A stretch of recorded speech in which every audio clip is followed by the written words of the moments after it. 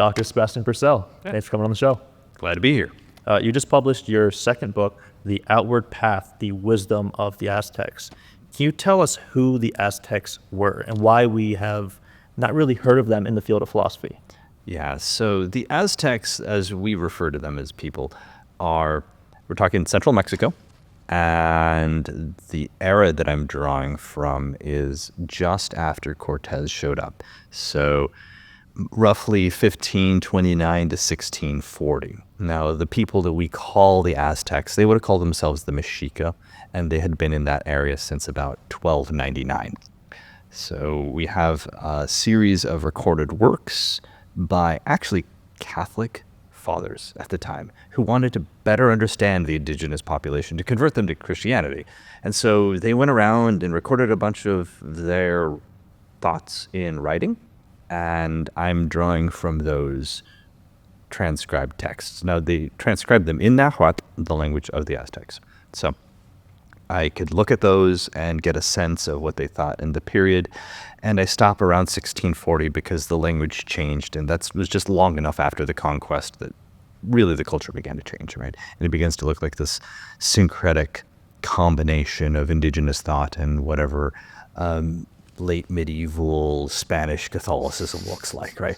So that's what you get after that period. Anyways, those are the people that I'm talking about, and probably the reason why philosophers haven't really addressed them. So my first one, my translation, The Discourse of the Elders, wasn't even translated into English by anthropologists or historians.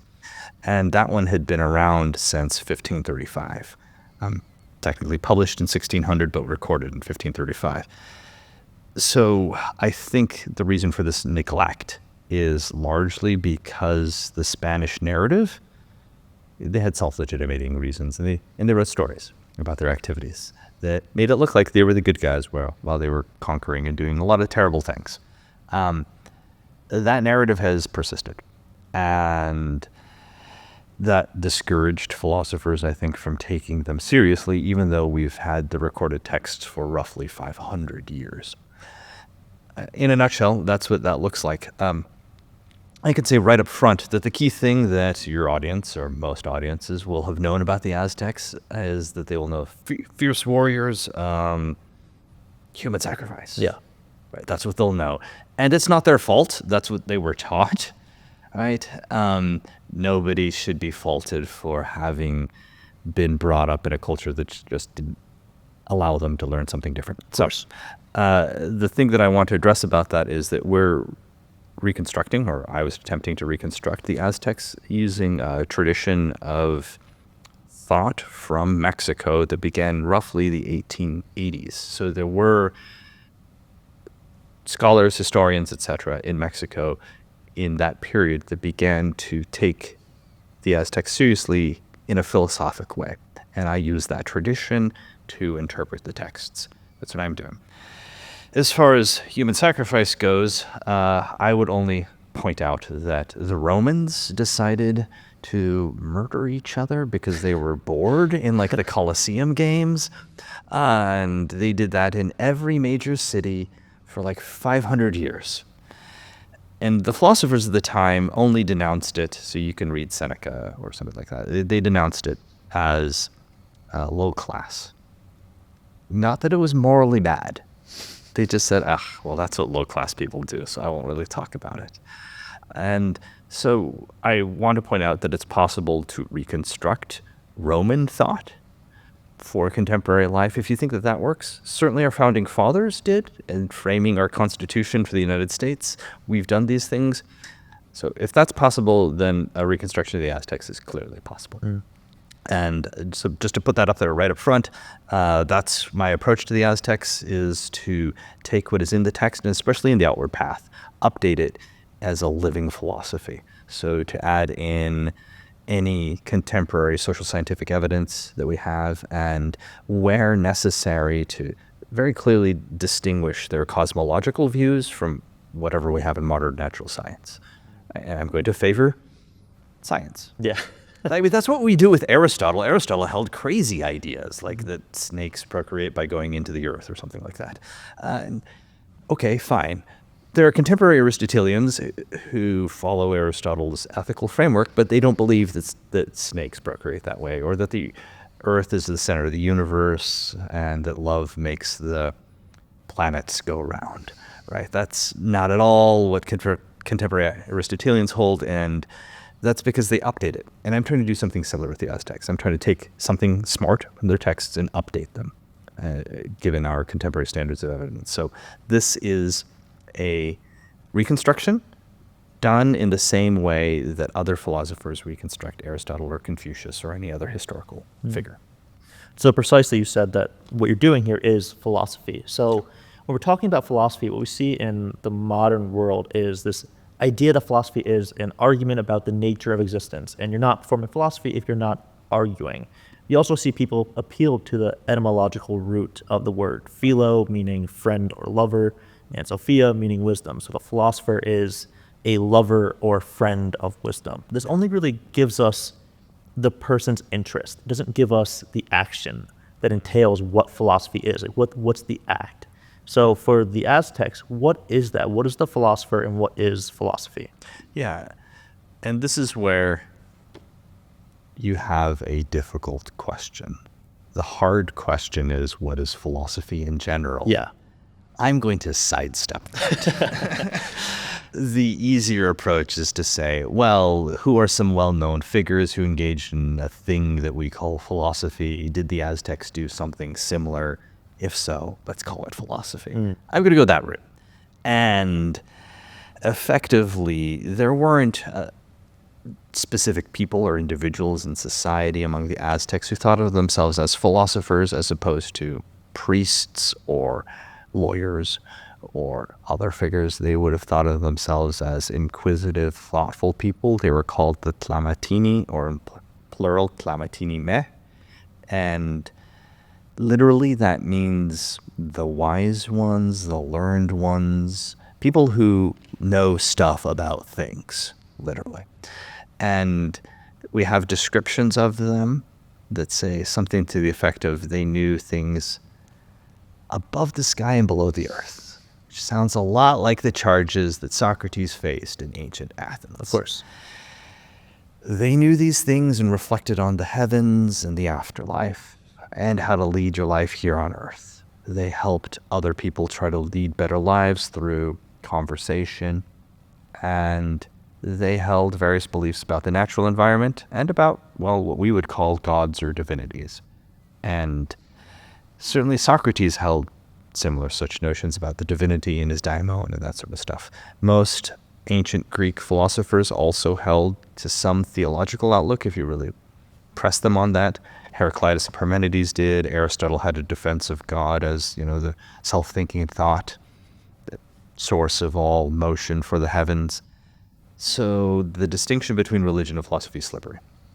And I just want to say, we kind of recognize what the Greek philosophers looked like. The Aztecs seem to have had similar sorts of questions. And insofar as they did that, it was philosophical. And that's all I want to say. Was it also religious, or did the same people also have religious beliefs? Yes. If you want to narrowly define religion as assent to a position that cannot be verified via experimental methods, like science.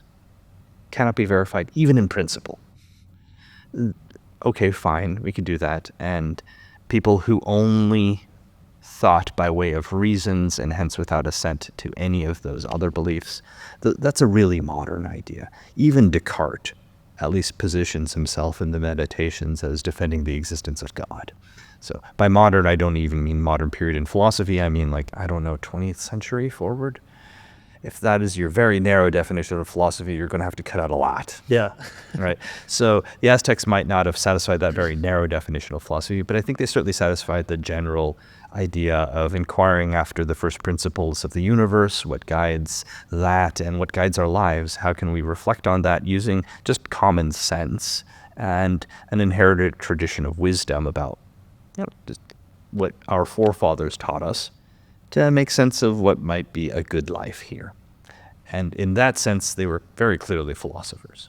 to pull on the good life, what we see in your very first chapter, we have in America this idea that happiness is the goal. Yeah. And of course, we see that in our Declaration of Independence. And of course, we see it based on Aristotle. The Aztecs take quite a different approach to happiness. Can you explain that a bit? Yeah. So I pitched this as lesson 1 because the idea was, if the Aztecs were alive today and they had to confront Americans, what would they say? It's a sort of thought experiment. And I think they would say something to the effect of, well, you have this pursuit of happiness thing. You think you're after happiness, but you're not. And we actually have a passage where a father is speaking to his daughter, and he says, well, you're of age now. You know how life is. And you recognize that these feelings, happiness, paki is the word in Nahuatl, like elevated emotional states, those are followed by fatigue, or you feel happy at a certain point and then you stub your toe, so you feel pain. Right? So the actual psychological state is transient. And aiming to lead a life wherein you had nothing but these elevated emotional states is sort of a mistake. It's mostly the result of whatever circumstances happen in your life. It would be like aspiring to be 7 feet tall, right? It either happens or it doesn't. So that's sort of their view on elevated emotional states. All things considered, like, you would of course prefer to laugh rather than cry. Got that. But that's not really a goal. If you need something more profound, richer, Aristotle defends a conception of happiness wherein elevated emotional states, what he calls pleasure, hedone, plays a role, but sort of a distant one. Then you have just a conception of the good life. Not really happiness as we in English use the term. Even Jefferson in the Declaration of Independence gave us a sense of happiness, but he had, Aristotle and this richer philosophical tradition in mind. So the Aztec view is that isn't really what we're after. It's a different notion. And the way that I try to motivate this in the book is to say, look, I give some data about parents. I'm a parent. I have a 3-year-old. My wife and I adopted. So it's a very deliberate thing. And I've taught a class on happiness. I try to teach it in the spring, usually to seniors. The idea of that class is that there are some things that you can do that make you happier, but children typically don't. Almost everyone is less happy in the smiling sense. We have longitudinal studies that show effectively that you are at least most satisfied with your marriage and life before the child. Then your levels of happiness move down till about the age of 5, where most parents send their children off to, kindergarten or something like that. They go up for a little bit, then they go back down once they hit that like junior high, middle school era, and then they finally go up and only return to your previous levels after the last child has left their household, right? So empty nest is like really a misnomer. No parents are typically empty nesters, like at least not on average. They're kind of happier now that the kids are out. They're just less filled with stress. But that doesn't mean that parents don't enjoy their children, right? And my wife and I were cognizant of this when we decided to adopt. And yeah, you know what? You get an infant and you sleep a lot less. And then you begin to worry about their days and that sort of stuff. But it leads to a richer and more fulfilling life. That's why I think I go through this in class with students and I actually lay out like all of the social scientific evidence. And I take a poll before and after, and no one's ever changed their mind. Those people who don't want kids, and there are some, maybe 1 or 2 out of a class of 30 will say they don't want children. Everyone else typically does. But nobody changes their mind because those people who want children recognize that children are sort of a source of value and meaning. You're not having a child to make me happy. Like, that's a terrible idea. So that's an intuitive way into the Aztec point of view. The other way into the Aztec point of view that I give is a thought experiment that's a little bit like Odysseus, right? Odysseus, it turns out, in his 10-year journey, spent about 7 years on the island with Calypso, so he got distracted, right? Eventually he wants to leave, and Hermes comes and tells Calypso, like, you need to let Odysseus go. And she says, fine. But let me try one last time to convince him to stay. And so they have a meal, and she says, if you stay with me, I will grant you immortality and agelessness. He will also not have to work, and he gets to live his life in the romantic company of a goddess. So all things considered, it's a pretty good deal. He turns her down, and in the next scene, we see him like putting together a little raft to sail home. He would literally rather die trying to go home, but die at sea, than stay on an island paradise with a goddess. And it's a little hard to understand. It's the opposite of the Bible, where Adam and Eve are kicked out of paradise. Odysseus chooses to leave. So what's going on? And the thought experiment that I give in class is like, okay, well, suppose you found a magical lamp, you give it a rub, and a genie pops out. The genie says, hey, great, I can't give you 3 wishes. What I can do is I can put $1 billion in a bank account for you. I can make sure that you never die, that you never age, and that you find another romantic partner who's both very attractive and will be your companion throughout all eternity. The one drawback is I'm going to have to whisk you away to some other city. We're in New York, so let's say Chicago. And you will never see your family again. Not even your dog. And they will never know what happened to you. You will be a missing person. Would you take the genie up on the offer? Most people say no.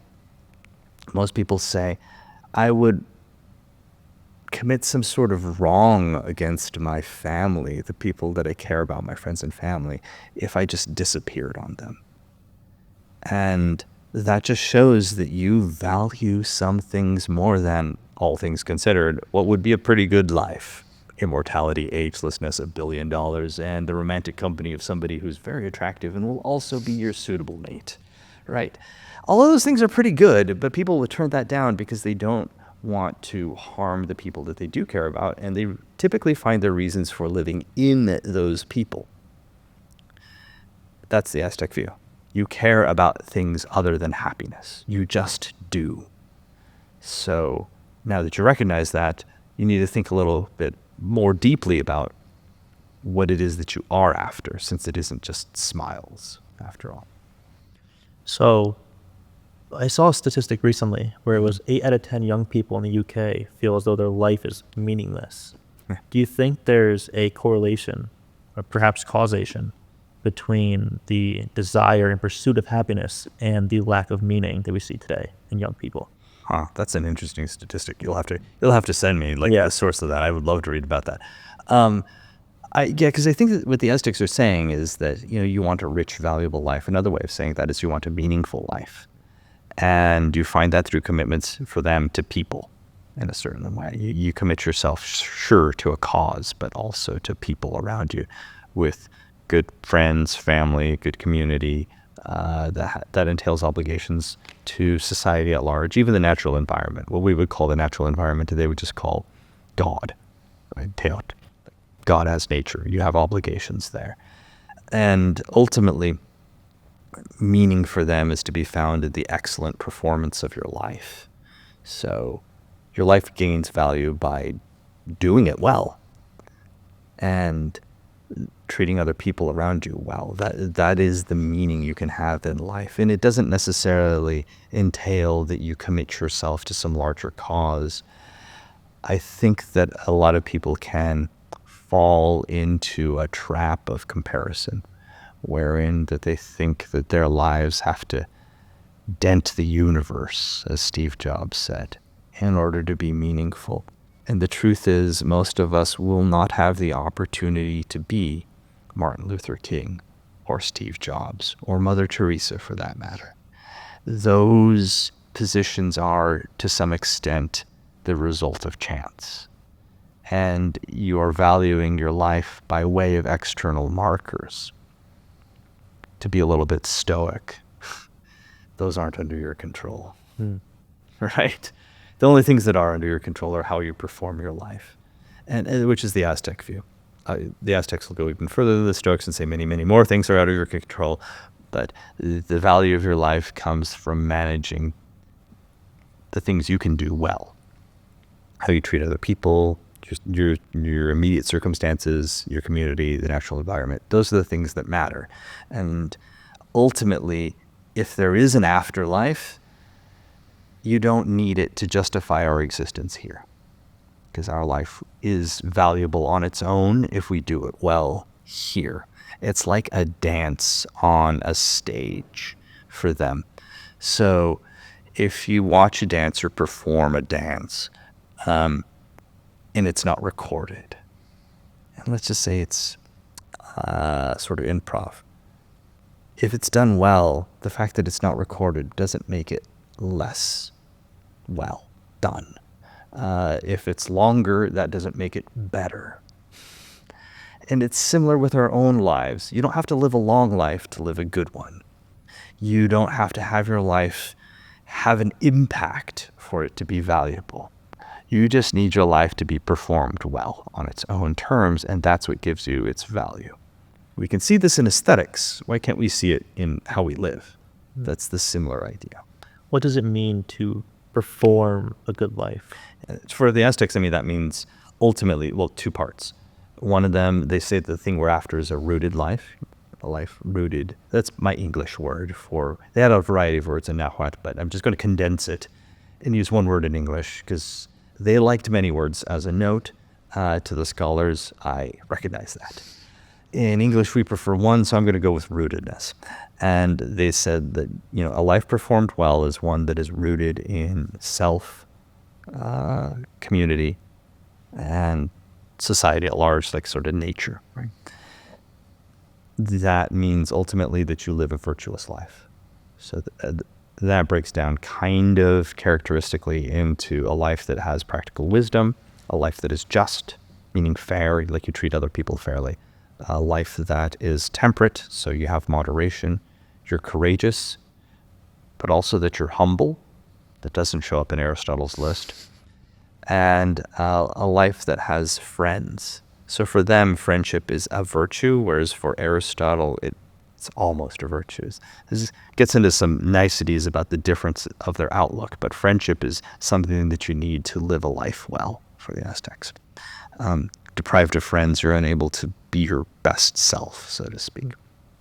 Ultimately, then, doing those things leads to or enacts a rooted life, and that life has value all on its own, regardless of the impact, or regardless of whether or not anyone notices it, regardless of whether or not you get 10 million followers on some social media channel. Those are impact items. And that's not to say they have no value. It's just to say they don't have value for the quality of your own life. Right? They don't have human ethical value in that sense. So that goes to the meaning thing, I hope. Yeah, I think what we're really seeing here is a complete difference in how we in America view our meaning and happiness today. I think it goes to show that the Aztecs do have this outward path of fulfilling themselves through this community, while in America we have happiness and achieving our goals, buying the car, having the nice suit. It seems as though they're really after meaning, and you describe this as rootedness. Can you explain what that idea is further and how virtue entails this? Okay, yeah. So, lesson 1, you're not after happiness, you just think you are. Lesson 2, the things that make your life worth living also make them fragile. So, for the Aztecs, in a nutshell, our minds are kind of chaos. There's 3 arguments that they would give in favor of the outward path, as far as I can tell. One of them is cosmological. They claim that we lived in the 5th sun, that our sun is going to collapse like the previous 4, and that's just because there isn't an intrinsic order to the cosmos that's inherently stable. This is why they are in part considered ethical pessimists. It's a little bit like the Norse culture with the myths about Ragnarok or something like that. And they went beyond this, though. So if they only counseled their outlook for cosmological reasons, I don't think it would be compelling to us anymore. So they also claimed that we have reasons to think that our minds are more complex than we typically understand. So, for example, Aristotle understood akrasia. So did Plato. In the Republic, he gives an example, Socrates gives an example of a man in a desert who finds some muddy water and wants to drink it. This, he claims, shows a tension between what he knows to be true, his reason, and what he desires, right? Because he's thirsty, he wants to drink, but he knows that he probably shouldn't because it's going to be unhealthy for him. And this is the source of drawing a distinction between those two parts of the soul for Plato. Okay, great. That's if you give in. Aristotle called that weakness of will. So if I see a cupcake, I have a terrible time resisting eating it over a period of time. And if I give in, I feel the tension, I shouldn't eat it, but I really want to. Weakness of will, I eat the cupcake. Okay, that is all conscious. What contemporary social scientists have recognized is that there's this whole realm of things that bypass our cognition. So, for example, if people smell baked bread, they're more likely to be generous, according to one study, right? Or if they think that somebody is watching them, they're more likely to be honest. They've done tests where they've told people that, oh, don't worry about that chair over there in the corner. Some people say it's haunted, but it won't matter. And even atheists are less likely to cheat. Interesting. As a result. But no one would say, like, especially not the atheist, like, oh no, I was totally honest because I thought that a ghost might be sitting in that chair. All right, so the reasons bypass your conscious awareness. Okay, the Aztecs had an outlook on our moral psychology that is consistent with this sort of stuff, wherein they held that we had more or less 3 animating forces in the universe that coalesced in 13 key centers of the human body, which we might call minds. The idea of mind kind of gets stretched in this view, but minds, let's call them. And those various minds compete for our awareness and get us to act. Okay, that's a complex view of human cognition wherein it deposes this idea that Freud had of, say, a rider on a horse. Or Jonathan Haidt updated this, contemporary psychologist updated this as a rider on an elephant. But in both cases, there's still a reasonable person in charge guiding the beast. And for the Aztecs, it's more like, well, there's a bunch of different things, and it's not clear that necessarily one of those, reason, always wins out over the others and directs our cognition. The result of that is that you can't hope to stabilize your inner consciousness directly, or at least not that well. It would be better for you to try to do that with the help of other people. Right? So you start outside of yourself and then you move inward. Whereas Stoics or Buddhists might counsel that you start by meditating or recognizing the things that you can't control and going through some logical analysis if you're Stoic. Start inward, still the mind, and then go out into the world. The Aztecs are start outside and then come in because our minds are kind of chaos. So that's the second reason why they kind of held that you need to approach things this way. A third reason is moral luck. So, for example, this is a twist on a thought experiment that Bernard Williams had. Suppose a taxi driver in Manhattan gets drunk, drives his car. He miraculously misses an old man who trips and falls into the street. He misses him because he was drunk and veered into the oncoming lane. And there happened to be no cars in the oncoming lane. So because he was drunk, all turned out well. I then ask most students, did the drunk driver do something wrong? Now, if you're a consequentialist, you're going to say no. But most people want to say yes, he chose to get drunk, he was lucky. Okay, well then, what if he did hit the old man, but miraculously the old man is uninjured? Is that worse? Is that better? What if he hits the old man and the old man is injured? Clearly, that's got to be worse than the first time around when nothing bad happened. So if your view is only the intention matters, I mean, come on, if he kills a guy, that's got to be worse than not killing a guy, right? Somehow the consequences matter. And the Aztecs' view is, well, our actions are kind of a mix. Consequences do matter. Intentions do matter. It's not clear how to solve that. The broader issue here is that moral luck is a significant feature of our lives in a way that most of us would not like to admit. That's why they say the earth is slippery. What does that mean?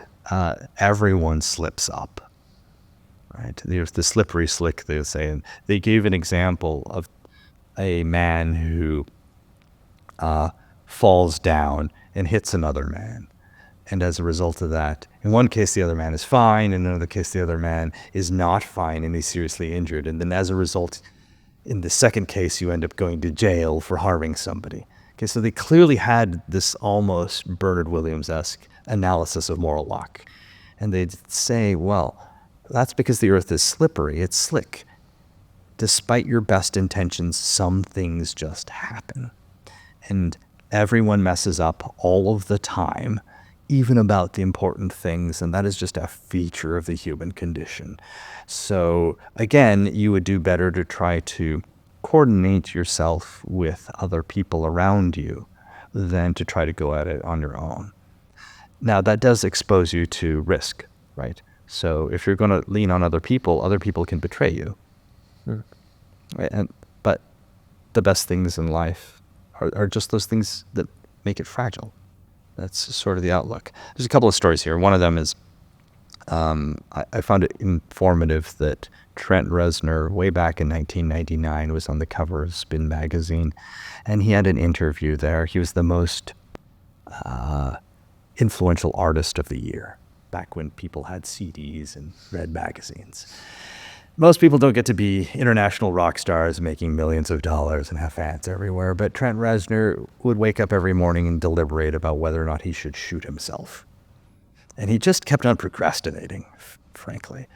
And the interviewer asked him about that, like, what's the problem? And he replied by saying, well, what if you got everything you ever wanted and thought you'd never get, but you got it, and life still sucked? And it shows us that you can fail by achieving your goals. Disillusionment is a special kind of failure. It's failure by way of success. And that's an Aztec point. You can even achieve your goals and fail. Your life is shot through with moral luck. There's a lot that is not under your control. And that is why we all slip up. And we slip up because our minds aren't easy to control. There's a lot of moral luck. They also held the cosmos is against you, okay? So, but even if we don't agree with that last part, I think we can accept the first two, and that sets the stage for trying to live in that kind of environment, which is, I think, reasonably our world. And that doesn't mean that you can't aim at leading a good life. It just means that you probably need to take a different approach. So rootedness means taking root, kind of organizing yourself internally in your psyche, organizing your friendships, organizing your community relationships, organizing your relationship to nature at those 4 levels. The Aztecs liked 4s. I try to talk in the book about 3s because in the West, we like 3s, right? But they liked 4s. So that was their 4 levels. And that's what a good life is. That's as good as it gets, and that's what you should aim for. That's a life that will be meaningful and valuable if you can achieve it. So what I'm hearing is a lot of lack of control. Can you specify what you mean by the cosmos situation with the 5 suns and how the cosmos is just inherently against us? Yeah, so for them, and this does touch into some religious, quasi-religious features. Okay. In the tradition of scholarship that I'm working on, the way that we interpret some ambiguous passages is as follows. There is only one thing in the world that is the world, our cosmos. It is Teot. Teot is the actual way to say it in Nahuatl. For non-Nahuatl speakers, just every time you see a TL ending, forget the L. Just pronounce the T and you'll be good. Teot, Nezawalcoyot. Just say the T. Okay, so Teot exists. Teot is whatever there is, reality, being, God, as nature. That is Teot. Teot becomes concrete as far as we can tell, like expresses itself as our concrete universe through doublings. These are called enomic pairs. Some of them are logical, like here, there, above, below. Some of them are not, like day, night, male, female, 9, 13. Okay. I think the logical ones make the most sense to us, and we're going to talk about those. What that means is that all of reality, like whatever there could be being, is different from existence for them, as far as I can tell. It's possible that over there, in that doorway, there's a bald fat man. To use Quine's example, that's a future contingent. That does not exist, though. Okay, so there's a difference between the whole realm of what there could be and what there in fact is. Okay, so Teot becomes more concrete as our existence through doubles. Those doubles organize into space and time then organizes under kind of a holistic conception as a sun. If you read the Codex Chimalpopoca, in a couple of different places you'll find the description of 5 suns. And the suns are, from a philosophical point of view, an outline of a metaphysical order. That's at least one lesson from them. Human beings exist in all of the suns, but human beings eat different things, have different kind of relationships with animals, and it's hard to tell, but it looks like it's a holistic cosmological configuration. We live in the 5th sun, which means our universe moves about in a specific kind of way. It'll come to an end in a giant earthquake, they hold. And we eat corn, maize corn. That's what we eat. That's what constitutes us. And that's how things operate. So the difficulty with this is that the organization doesn't imply any inherent stability. Things just happen to come together and stabilize for a time, and then they fall apart, and then come back together and fall apart. So it's the opposite of Leibniz. We do not live in the best of all possible worlds because there is no such thing as the best of all possible worlds, right? There's no inherent stability to the order that we have. It too will pass. And the enomic pairs happen to come together for a time and dissolve. So that's true of our cosmos. That's true of ourselves psychologically. That's true of our relationships with other people, our communities, everything.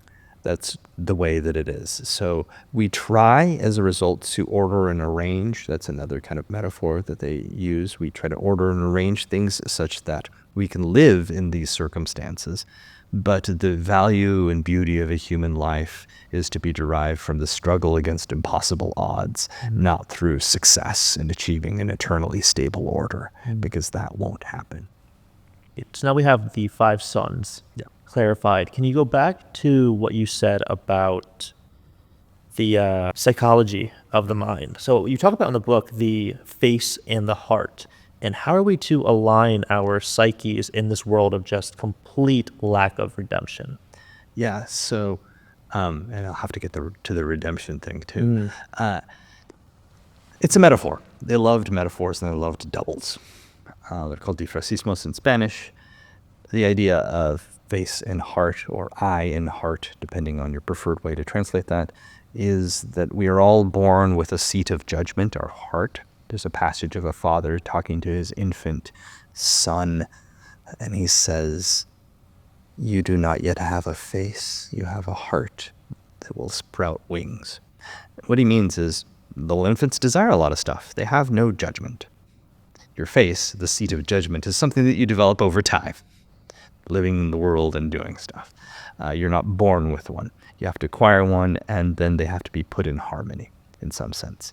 The virtues enable you to enact that harmony. And that's kind of the goal, so to speak. That means that your heart, though, is that kind of bundle of 13 different minds that are all competing with each other for different, like, attention. That doesn't naturally harmonize, and it doesn't come in order. And notice, it doesn't mean that there is a right answer all the time either. Sometimes you have 2 competing things, and there's just no real solution. That could be tragic, or it could be more mundane, like a morally burdened situation. But there's no guarantee that just because you have competing desires, one of them is the right choice. That's not the world that the Aztecs live in. They're ethical pessimists, in the sense that, in that sense, and specifically, meaning that there isn't always a solution here. We have another passage from a father telling his daughter exactly that. Like, you're of age, look at other people. You know what happens. You've seen good and bad things befall good and evil people, and not in proportion to like what they did. We all know this, right? So you're trying to organize your face and heart as best as you can with other people in a good community, ideally. And if that's done well, you lead a good human life, and that's all you can say. The redemption point is you don't need somebody to save you. Because our life here, if it's like a dance on the world stage, if that's what it is, you don't have to do anything more to that to make it good. So suppose there's an afterlife, and they have a lot of myths about afterlives. The Republic has a myth about that too. You can speculate on that, but a Christian view is, I need Christ to save me from this earth. I was raised as a Catholic. I went to 12 years of Catholic schooling, which is enough to make anyone question their Catholicism, incidentally. Right? But the idea is that we live in a profane world, right? And you go to Mass and you do all the standing and sitting, and the priest does the little thing around the wafer and the wine in order to enact a liturgical space that would be different from the profane world. Because you go outside of the church and it is all fallen, right? But they try to create a sacred space for a short period of time. And ultimately, you need a savior, a redeemer, in order to take you from this profane world into one with grace. For the Aztecs, this world isn't fallen. This world is just what it is. And there isn't really necessarily anything beyond it or that would justify our lives here. If we perform our lives well here, they're done as well as they can be.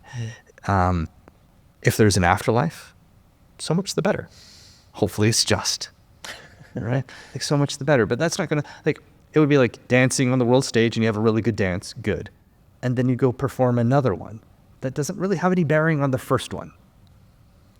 If there is an afterlife, good. You get to dance again. But that doesn't mean that the things that you did the first time around are somehow erased. Yeah. Right? And so they just have a different outlook on the world, I would say. And it stems from the sense that they don't think, while our natural environment isn't inherently stable, it's also not inherently evil. Mm-hmm. Right? So it doesn't need redemption. It is all teot. It is all divine. It is God as nature. So it doesn't need to be made good. It's just not stable, and it may not necessarily serve our ends as human beings at any particular time. In contrast to living in a spiritual world where we have Christianity, for example, where we have a divine plan, we follow God, and he's going to redeem us in the end from this evil place that's fallen from Adam and Eve. It sounds like what we have with the Aztecs is the only control we have is living well with other people. We're negating what we really want with happiness, the pleasures. What we're looking for is living well with others. Is that correct? Yeah, I mean, and not to denigrate pleasures. Sure. They love those too. They had their fiestas. And depending on where you were among the Aztecs, they had the celebration of the 400 rabbits. There's a tequila named 400 Rabbits, right? Interesting. Because that celebration was actually all around the tequila god. And what are you supposed to do in that fiesta? Get drunk. Right? Like, so I don't want to denigrate the pleasures. I just want to say that the Aztecs would emphasize that we're not really after that. We're after valuable lives. And so when you recognize how little control you have, and a bit like the Stoics, stop trying to control the things that you can't control, then you focus on the things that do matter, and you will realize that those things turn on, yes, those four key aspects: the self, harmony within the self, with our friendships, with our community, and in nature, and that's enough. And none of that turns on achieving external objects like wearing nice things or getting a lot of money or having fame and reputation. Those are all traps, and they will not help you live a better life, and they will not necessarily make you feel good about yourself either. I mean, that's ostensibly the sort of thing that Trent Reznor had in spades: money, recognition, etc., and he still felt like it didn't matter. To go back to the example about meaningless lives, the 80% statistic that you, I wonder if that's because people have a lot of these material comforts, right? Because you're achieving a lot of these goals, that can feel disillusioning. Right? So then it turns into the specifics of how you enact that. Right? And I haven't spoken too much about these. The Aztecs have a series of spiritual exercises to help you do that. But there's a lot to be learned from the specific mechanics of just enacting the virtues themselves. So, for example, how do you achieve practical wisdom? If you're Aristotle, you're just a smart dude and you think about it. Right? Ideally, you learned a lot, you're smart, you go off and pose like Rodin. For the Aztecs, they're going to say, like, look, nobody's ever going to be in a position to know enough. What you need to have is what we might call an Aztec decision circle. We have a passage wherein people, like merchants, lined up in a semicircle. And they had children even participating at the ends of this thing. And then they had the senior figures who traveled in that area recently or whatever else. Travel, by the way, in the old world was a fraught and perilous. You travel to a different city, it takes you a long time, you can get robbed by bandits, you could get eaten by animals, pestilence. A lot of things could happen traveling, and so it was dangerous. So they would deliberate about what it's going to be like, being merchants, moving wares from one area to another. And they had a whole ritual process. The rituals started beforehand, and they also governed how people discussed with each other in the group. But everyone got an input. Those people with the most experience got the most input. So it wasn't like everyone's opinion is of equal value. No. What does most experienced mean? Like, they had most recently gone to that city where they're going, and so they knew whether or not, I don't know, a ravine washed out the road or something like that. They'd done it before, and they'd had the most relevant information, basically. So it's not necessarily like the eldest, the wise one. It could be just someone who's It had could the have most been like experience. all things, everything else being equal, you default to the elders, right? Like, just because they have more experience, but things aren't always equal, right? Sure. Right. Yeah. So, but that's why they had the children there too. Even little ones could have input. So you're enacting your practical wisdom with others. Right? Good decisions in a good group, which for us would mean things like always have people that you can talk to about your problems in your life. And if you have to deliberate about something, make sure you have somebody who dissents. Find that one person who just tells you it's a terrible idea every time and listen to them. I have one of these people in my group, and he is so wonderful. I mean, he's the nicest guy, but he always dissents about things, and I find it invaluable. Right, all of my decisions about big projects are made better through his input, even though all of his input is negative. Right? But you need that person. Right? The Aztecs are going to say, like, well, do you have that person in your life? If you don't, then you're probably making bad decisions. Right? Don't go to them before your idea is well formed. By the way, I've learned this. Yeah, we'll just go into the graveyard of ideas relatively quickly. Like, it's a child. Like, just don't send it out there early on. Right? Let it grow. But you need these people, and like that is an example of how you enact a virtue with other humans. And so that's one case. Another example. Here's a spiritual exercise that they had. They held, for example, that what passes your lips preframes your mind.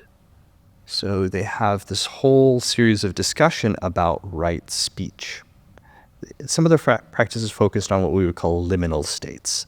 Breathing is liminal, sometimes conscious, sometimes non-conscious. How you speak is liminal. You start a sentence and you don't exactly know how you'll end the sentence.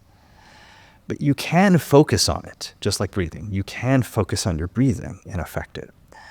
So that becomes a way to control your non-conscious process. And they held that you needed to speak in the right way to influence your non-conscious thoughts. I'm not saying like unconscious because I don't want to postulate anything about like psychoanalysis here. It's just saying like non-conscious thoughts to be neutral. And the result of this is that if you want to leave, for example, a life that is more peaceful, delete terms that are violent.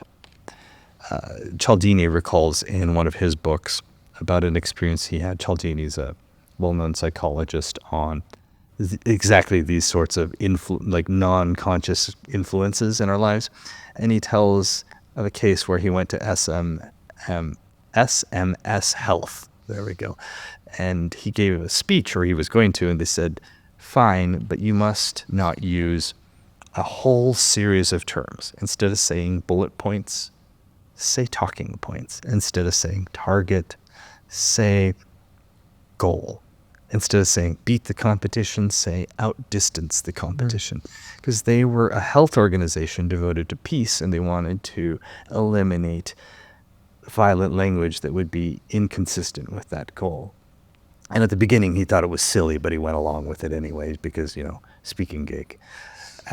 Afterwards, he realized it was actually really intelligent and part of the reason why that group was so successful, because everyone's speech aligned with the goals of the organization. So at a non-conscious level, everyone is actively moving towards the goal.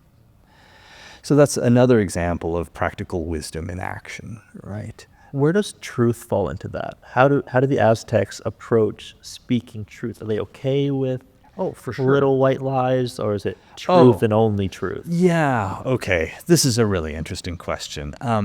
Yeah, you should always have in your decision circle, have the dissenter who will, you have to form it the right way so that you're in contact with the truth. Getting to the truth is hard. Like, let's admit that. Yeah. The truth isn't a thing that's obvious. It's something you need to work toward. And if our own society has fallen into vacuums of non-truth, it's because we're lazy. Frankly, it's easier to live in an echo chamber than it is to live in the truth. The Aztecs would say that's why you have to take active steps to live in the truth. So little white lies, though, that's something different. That does come with right speech. But right speech doesn't only mean true speech. Right speech also means thoughtful speech. So we aim to do more with our lives than communicate truths with our language. We also aim to connect. Principally, we're aiming to connect with other people. Almost secondarily, that requires truth. So if your relationship with another person requires a little white lie to get over this point, that's of course fine. The primary goal of language is to be thoughtful and connecting with other people, right? Were truth to bear on that in a significant way, you have to have the difficult conversation. Like, of course you do, right? Because then you're a crappy friend if you don't tell them the obvious thing, like, oh, those pants make you really look bad. Yeah. Right? Like, you gotta let them know. You don't just like let them, oh, you look great. And they just go in total embarrassment. Like, you would be a terrible person if you did that, right? You gotta have the hard conversation at that point. But if it doesn't matter that much, then it doesn't matter that much. And you can also be thoughtful in the way that you deliver it. Again, tact and thoughtfulness is harder than being lazy. And it's one of those things about people who say, I'm a straight shooter, I tell it how it is. The Aztecs would oftentimes look at these people and say, you're just lazy. If you're tactless, you're thoughtless. That's the easier path. You're just saying, I don't like thinking about other people, so I'm just going to speak my mind and not worry about it. Well, then you're just a bad person. That says a lot about you. You're not more truthful. You're just thoughtless. That's not right speech. I think there's a lot to say here about Jordan Peterson's idea of never tell a lie. Oh. Yeah, I think it definitely fits in. Yeah. But given that we've talked so much about choice, I think it's necessary to describe how the Aztecs approached the means of making these decisions. Can you elaborate on those, particularly on specific virtues? Okay. Yeah, so there's two things. One of them is a discussion about the mean, and I will just say this. The Aztecs, like Confucius and like Aristotle, have a discussion about the mean, like something that's called the golden mean. And like both the other thinkers, it's a metaphor. They say they have an interesting passage for Life is like walking along a mountaintop. Here's an abyss, there's an abyss. You want to walk in the middle. But they really mean it as a metaphor for apt expression of your action. So you're supposed to, right action is one that realizes a virtue with the right motives, in the right circumstances, with the right people, with the right goal, etc. Very much like Aristotle, there are parameters to acting well. And the virtues are what tell you whether or not you've acted well. Ultimately, whether or not your action was courageous or cowardly or rash depends on your reasons. So practical wisdom is going to tell you whether or not that was the smart thing to do, was that courageous, you had the hard conversation, or were you just being an asshole? Right? Like, the thing that tells you the difference is practical wisdom, and it may not be obvious, and sometimes people will have to ask other people, like, there are very popular subreddits, like, am I the asshole, or whatever else. And oftentimes it's a lot of self-congratulation. But sometimes, occasionally, a person stumbles in there with a genuinely ambiguous situation because we don't know. That's the nature of ethics. It doesn't admit of mathematical type precision. As much as I like math, I discovered in my life that probably just listening to more people would get me further on in the field than doing more math. Anyways, so the way that you make better decisions, or the means for enacting the virtues, turn on all of these little characteristics, having good groups and, deliberating about them. The other virtues involve things like courage, which for them did have a centerpiece in the battlefield, just like it did for Aristotle and the Romans, right? But it also extended to other areas in your life. Having difficult conversations requires courage, for example. But it's a thing you need to do if you want to maintain your relationships with people.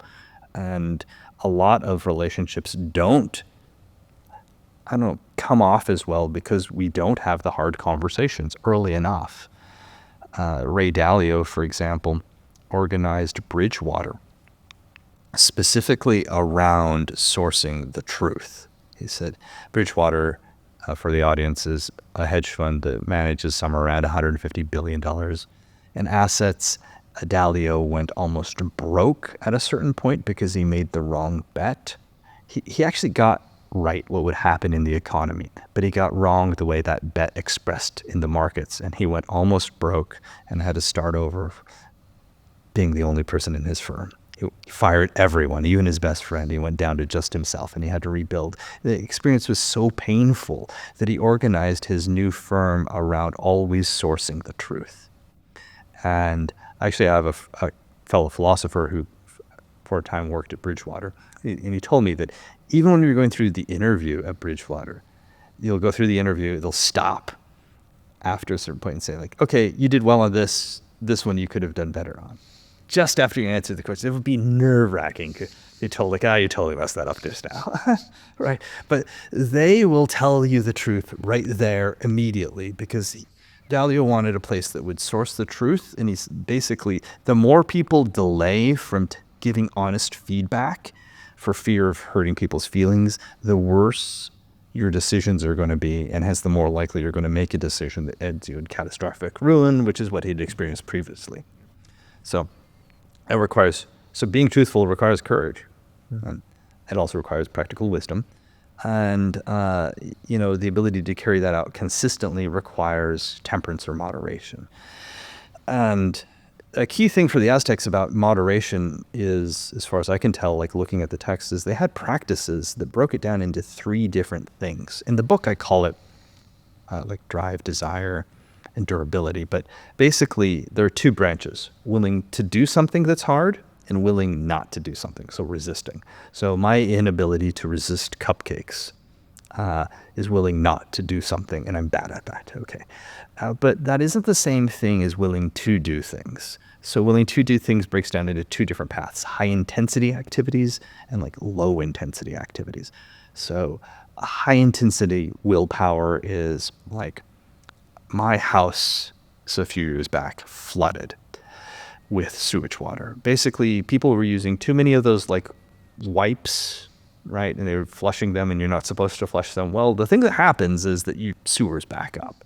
So our sewer got clogged, and every home in the neighborhood had sewage go up through like their basement. And in my case, it came out from my basement sink. It backed up and started filling my entire basement with poo water.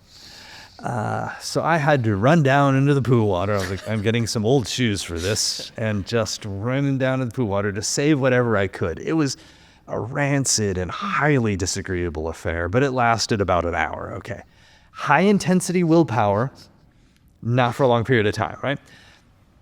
Low intensity willpower for a long period of time. I hate squats. Doing squats makes me slightly nauseous. I just hate it. But if you're going to be in shape, you need to do it 3 days a week forever, kind of thing. Like, that's just what you have to do.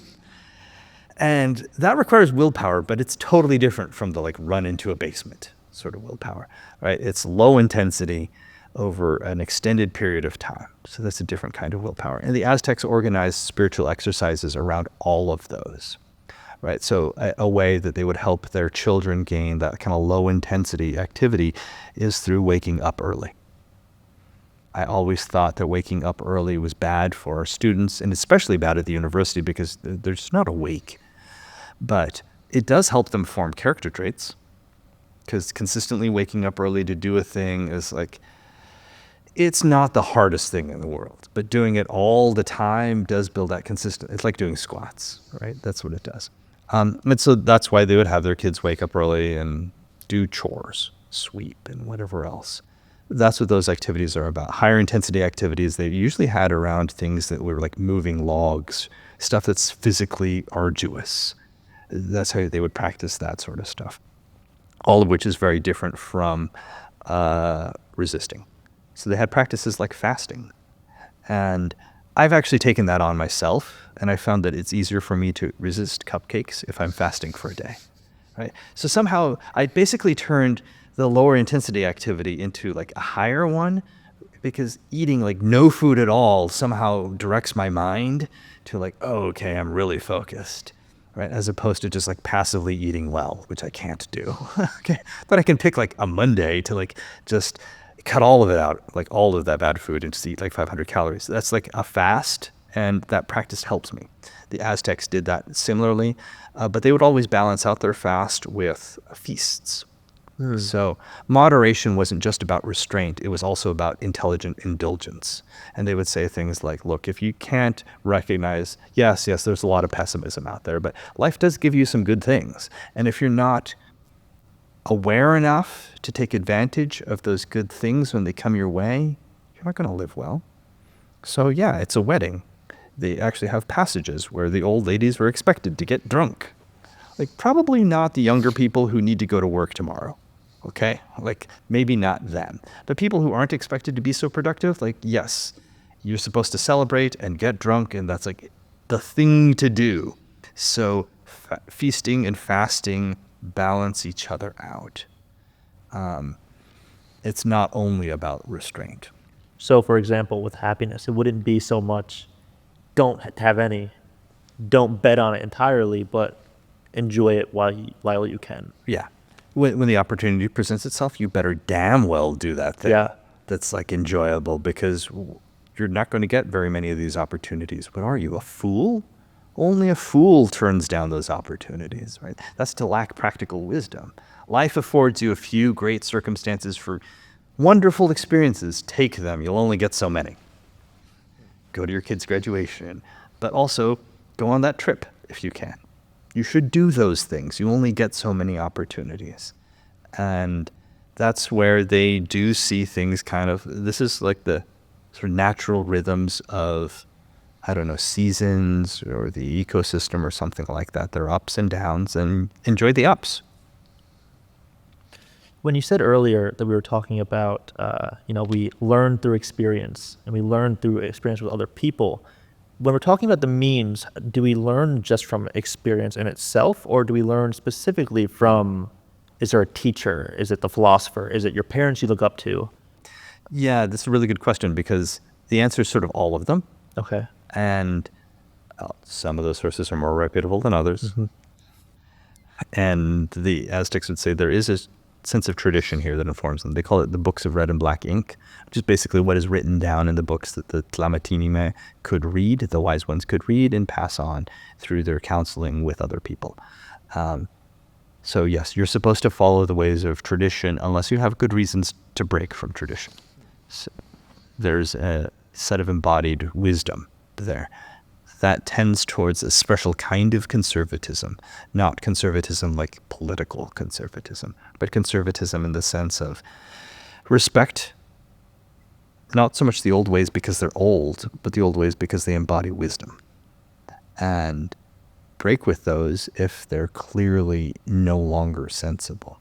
So you're able to counterbalance that with your general experiences of the world, what we would call common sense. And I don't know, your gut reactions in response to any given situation, like that also has some input too, right? So you can use any of those to pull from. So it's not as if tradition is something you can't override. It's a living tradition. It's something that's meant to be updated, but you are supposed to be aware of it. It's a little bit like, I don't know, manners, table manners in France. You can break all of the rules provided you signal that you know what the rules are that you're breaking. Okay, you're always able to break with tradition provided that you know that you're breaking with tradition and not just like doing your own thing and because being a lone individual, a maverick, like the American sort of thing, that is foolish in their view. Like, what, you're going to reinvent the wheel when you had all of these people come before you who had to do it the hard way and wrote it down and passed on the wisdom, and you're just going to ignore it all? Like, no, like, you may have overriding reasons, but do consult the old ways. You talk about something in the book called shared agency and how we relate to other people. So we form our face, we make good judgment, but how is it that we actually exist with these other people? And you describe that as shared agency. Yeah. Can you kind of explain that? Yeah, so like the group deliberation is an example of that. I mean, in class, what I usually have people do is like take a podium and move it across the room together, right? And what shared agency is, intuitively, is a pretty simple idea. So there's a difference between, like, imagine you're New York City, Manhattan or something, like you're walking down Broadway Street. There's lots of people. Just because you're walking next to people doesn't mean you're taking a stroll with them. You could be going with somebody else and you're walking together. But that's because you both think of yourselves as doing something together. And all of the surrounding people may be going the exact same direction as you at the same time with the same pace, but they're not part of your walk. So that's what distinguishes shared agency from individual agency. In shared agency, you think of your actions as part of a group. We're walking, not as an individual. I'm walking. At base, that's what shared agency is, and there are different varieties of shared agency. Corporate agency is interesting. Corporations have, people in the C-suite, but every individual member is just fulfilling a role. The CEO can retire, a new person replaces the CEO, the corporation continues to deliberate. So the individuals are fungible, right? Whereas friendship is not like that. You can't just replace your friend with somebody else and they have this. Nope, that's not the same friendship, right? So the individual is not fungible, but unlike other kinds, friendship doesn't need continuity of space. You don't always need to be around your friend to be doing something. Shared agency, moving a podium, you both need to be right there at the same time. Friendship, you can be in different places. Like, one of my best friends lives in Seattle. Okay, we talk to each other, so it's temporally continuous, but it's spatially discontinuous. So friendship is an example of a relational agency, and there are virtues related to that, but they're not the same thing as virtues enacted on your own. You enact them with friends, and there's a key difference here. Your friend can fail you.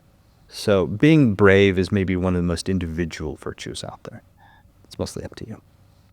Being a friend is one of the least. Either party can fail the other party.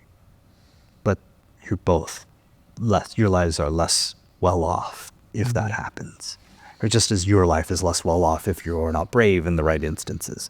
So you can have virtues of shared agency just as you can have virtues of character. As a matter of fact, for the Aztecs, the virtues of shared agency help you enact the virtues of character.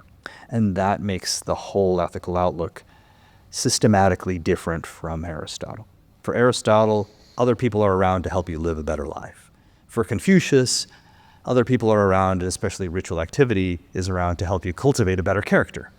So other people are there for the individual purpose. For Aristotle, if I could dispense with the other people, so much the better in a certain way. Like I'm overselling him on that point. I got tenure as an Aristotelian, so I obviously I know better.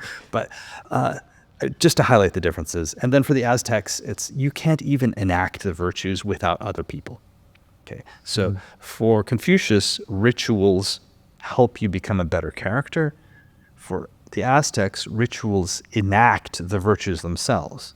They help you coordinate. Once you get enough people involved in your life, rituals help you coordinate, like how they're all speaking. That way they don't talk over each other at your group deliberation and that sort of stuff, right? So rituals enact the virtues versus train the virtues as they do for Confucius. And there's no real role for ritual for Aristotle because ideally you're just smart enough to figure it out on your own. Okay, so there's a spectrum there. And the Aztecs are the most socially centered as a result. And that's theoretically interesting for philosophers, just to put it out there. It also helps you lead a better life, I think, if you take seriously a lot of the practices that they tell you to develop. Some things like knowing how to rely on other people to make better decisions will just help you make better decisions. Mm-hmm. There's an example that you provide for shared agency with the sibling experiment where you have Mesoamerican kids and you have these American kids. Can you explain that so we can really see the difference in the ideology and the thought process? Yeah, so this is done by Barbara Rogoff and her team. And they're sociologists, and they've been tracking the differences between Mexican heritage children and Guatemalan heritage children, so Mesoamerican, and European counterparts. And they will have them perform these activities wherein they have to act as a group. So one of them might be like a grocery store activity where you have to kind of move a character through a simulated grocery store, like a tabletop grocery store, and do a bunch of activities. This is a puzzle to figure out. They got 2 kids working on it. And the European heritage children tend to say like, okay, you do this task, I'll do this task. And then they disagree over stuff, and they eventually coordinate, and then they make the piece move, okay? Whereas the Mesoamerican children kind of start off that way, and then they just kind of begin moving and doing things together without even telling each other. It's what they call fluid synchrony, and they're able to run pace graphs on this. So they take every minute of every interaction and label them individual, fluid synchrony, cooperation after deliberation, disagreement, and what they're doing. And they can then measure the differences between the groups.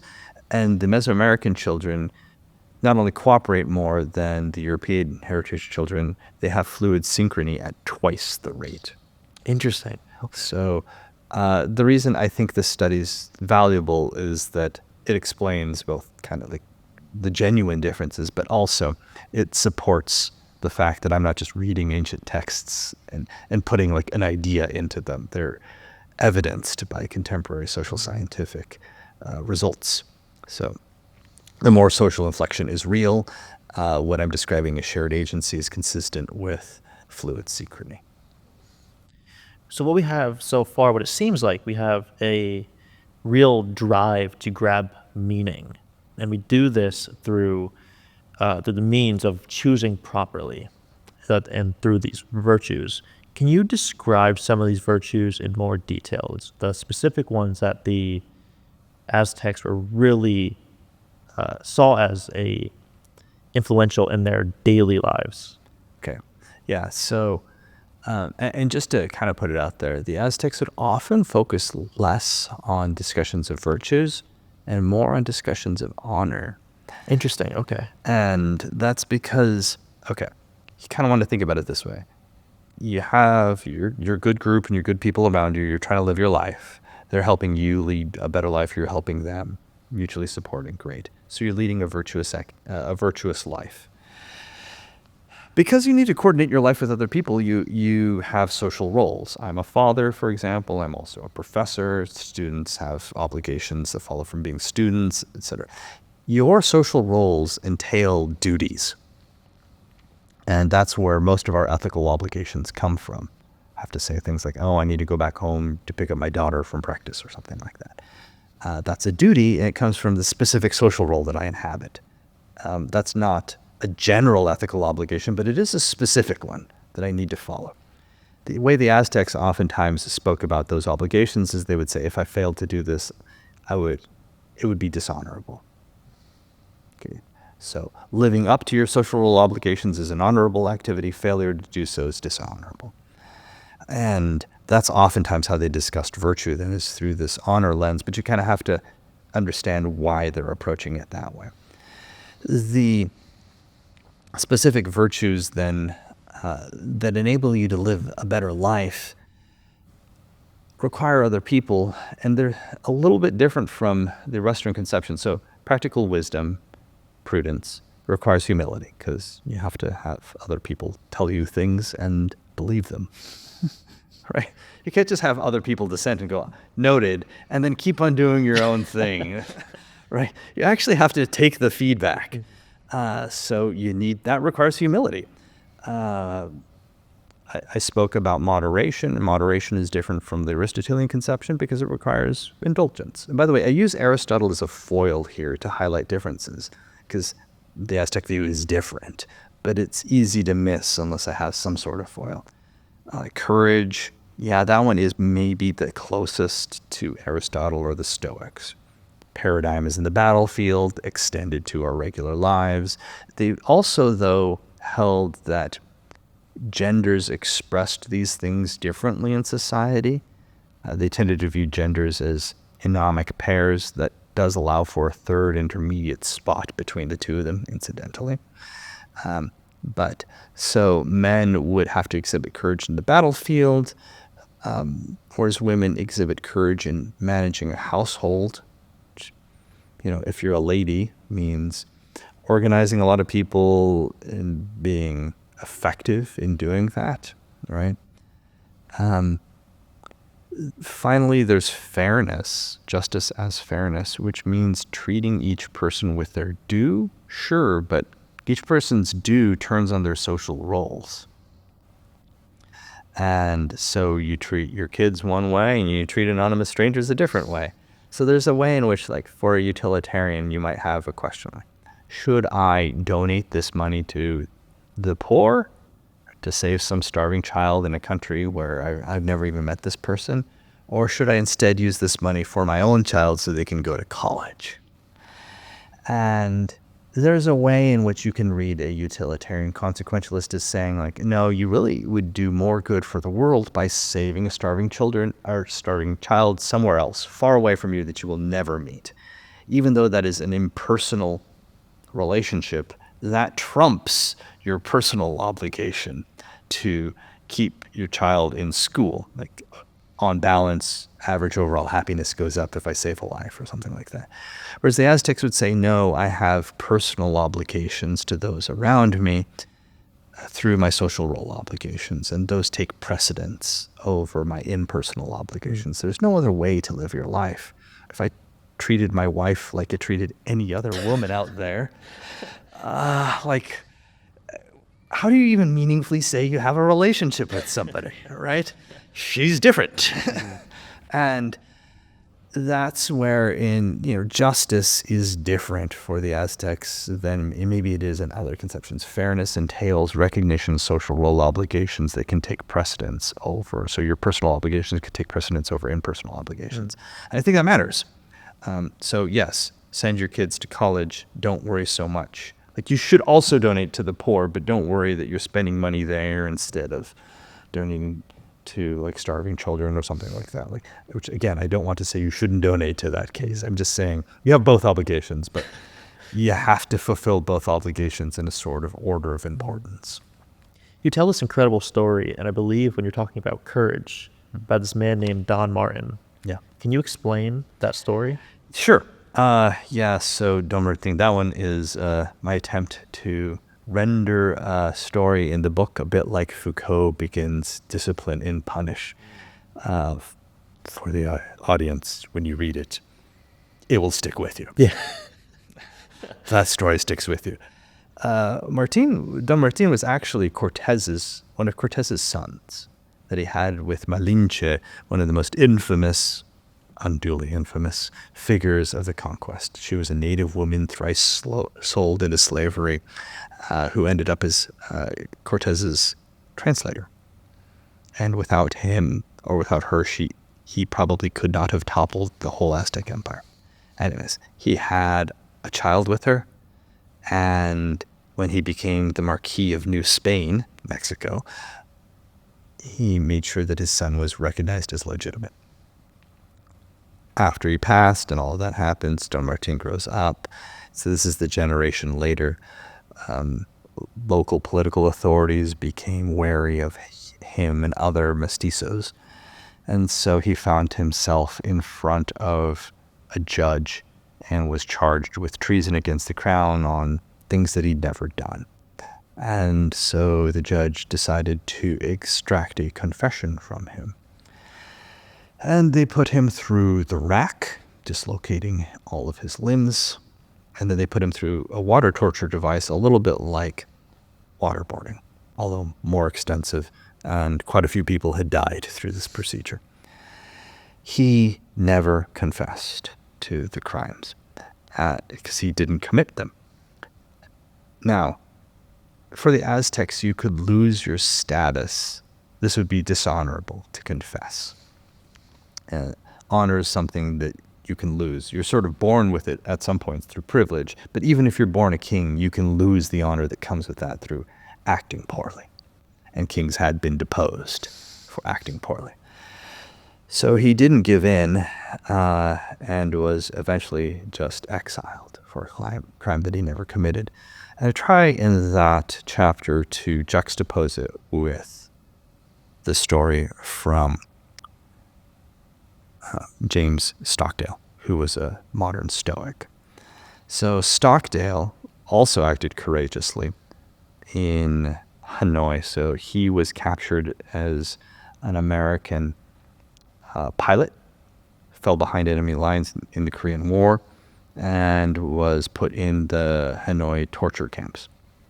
And he stayed there for 8 years. He eventually received the Congressional Medal of Honor for guiding troops behind enemy lines as the highest ranking officer and doing so successfully. Now, what he will tell you, and by the way, his essay, Courage Under Fire, is available on Amazon, and everyone should buy that book. Short little thing, and read it. It is totally worth doing. One of the best pieces of ethical writing I've read. He tells you that it is generally Hollywood nonsense to think that when you are being tortured, you will be able to resist it. It turns out that Don Martin was probably neurologically unique. And, I mean, people like Navy SEALs can probably do it. I was at a speech by Marcus Luttrell. He was the guy who gave rise to Lone Survivor, the movie. Okay, and he wrote a book. And Luttrell speaks of how when he was tortured, he just kind of went into the dark room of his mind. So he can somehow dissociate at will and avoid the pain. That is unusual. Most people cannot do that. And a lot of Navy SEAL training is really sorting for individuals who have these peculiar turns of the mind. Most of us, when we're tortured, will just say anything they want us to say as quickly as possible. That is what happens, and James Stockdale disabuses you of this as he describes what it was like for him to take the ropes. In his case, he realized that his best attempt after a point was to kind of look the torturer in the ear, like over their ear, so that he was looking at their face, and he could last as long as possible that way, but eventually you give in. Towards the end of his time there in the camps, he was hauled in for another round. Sometimes they would just haul you in at random, but he was hauled in for another round.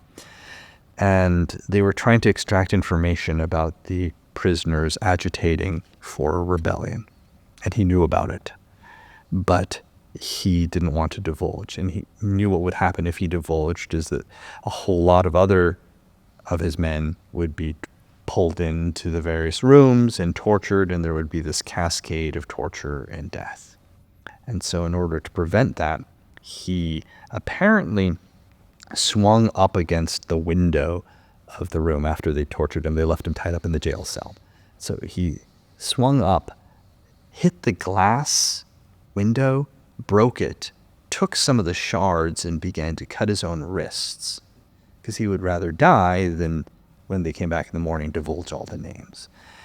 They happened to come back in the morning, and his wife, Sybil, was making the rounds on the public stage. And general global opinion turned against the North Koreans. And the last thing they could have at that point was a high-ranking commander die behind enemy lines. So they found him bleeding out in pools of blood. And they saved him by chance. And so he lived to tell the story. But he was willing to die by committing suicide rather than bring harm to his own men. And so it's really for that he got the Congressional Medal of Honor. Now, those are both cases of courage and endurance. But Stockdale's case also very clearly shows the role of practical wisdom. He recognized that as a person, his own character, he was not going to be able to hold out in torture indefinitely. He's not a Navy SEAL. He's not like Don Martin. So he decided that the best course of action, given those circumstances, was to commit suicide. Which is an interesting thing. Unlike other philosophers who say you should never commit suicide, again, this is where social roles matter so much. He had an obligation to his men as a military commander to keep them alive. And he viewed this as sacrifice, just as you would do on the battlefield, to keep your men alive, so he was going to do in the jail cell. It was the exact same thing. And this was the best way that he could accomplish that goal. So that's where courage meets practical wisdom in order to affect an end that we would typically conceive of as immoral. Typically, people view suicide as an immoral action, but in this case, it would have been a moral one because it was a sacrifice on his part as a commander. So that shows you, in a way, how their framework enables you to make sense of complex human situations. Two instances of courage with totally different outcomes. And not only does it raise an incredible example for courage and virtue in general, just as a philosopher of religion, I really raise a lot of questions for death for me. Before we get there, though, you have a whole chapter laid out for love. I wanted to ask you, how did the Aztecs portray love as an act? As an act. Yeah. I was inspired in part to begin this chapter by reading through a bit of a book on love by Alain de Botton, and who's a public philosopher. He's written a dozen so books.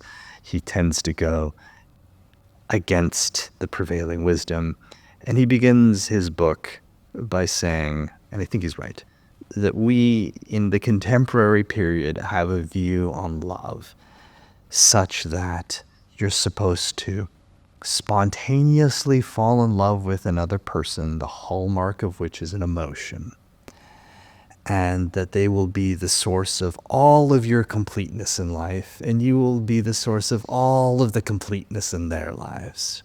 And it will never waver, and you will both go to the grave this way.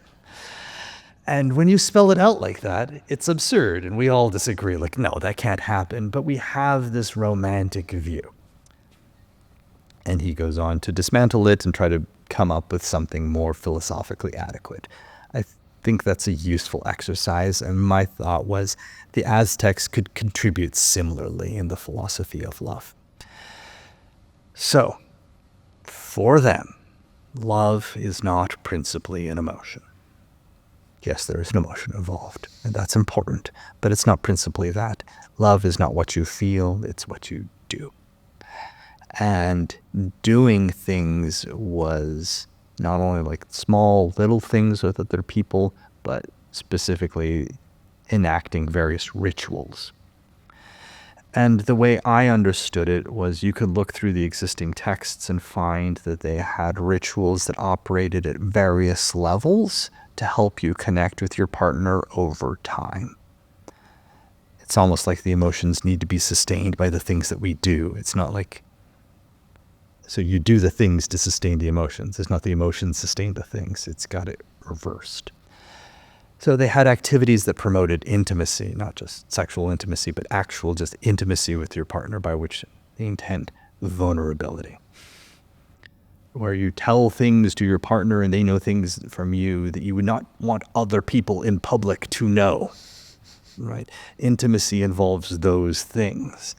They had a whole ritual before a couple was married where they would spend time. Oftentimes their marriages may have been quasi-arranged by the community. Yeah, they like each other, but the community also approves, and they kind of put them together, and they may or may not have known each other as well. So they didn't do what we do, which is test out a whole lot before marriage and maybe never even marry, okay? That's not how it works in an old culture. But they did want them to get to know each other more intimately, and so they would have a variety of days, sometimes 2, sometimes 4 days, in a room together, not so much to have sex, but to get to know their other partner over time, undisturbed by the outside world and unsupervised by the outside world. You need to be able to connect with your partner in that way. So they had rituals that did that. They also had daily, mundane rituals, like sweeping romance, where they would have to literally sweep together, do things like clean the house. Romantic. How romantic. It sounds like the opposite. But the point was you're doing it for your other partner in a way. And we all recognize that you can help out your partner by doing really mundane things, because a lot of our relationship is doing mundane stuff. Picking up the groceries. I usually end up filling the car gas tank for my wife. I don't know if this was deliberate or like just every morning before we go, I have to pick up the car. I'll get the cars ready because I'm going to go take my daughter to childcare.